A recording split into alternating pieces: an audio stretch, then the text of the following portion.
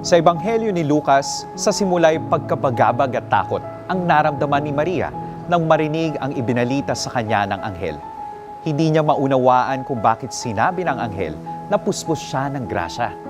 Higit pa rito'y maglilihi siya at magsisilang ng isang sanggol na lalaki. Taong-tao, simple at ordinaryo si Maria, gaya natin. May kakulangan at may hangganan ang kanyang kakayahan. Lumaki siya sa kaugalingang Hudyo na mas mahalaga ang mga lalaki kaysa sa mga babae.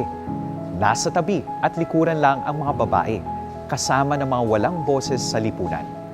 Ngayon, biglang nakatanggap si Maria ng atensyon mula sa Diyos.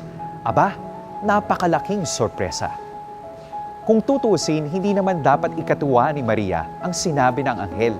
Hindi galak, kundi takot ang mararamdaman ng isang babaeng nagdadalang tao, gayong wala pang asawa. Kailangan niyang managot sa batas, higit sa lahat sa kanyang minamahal.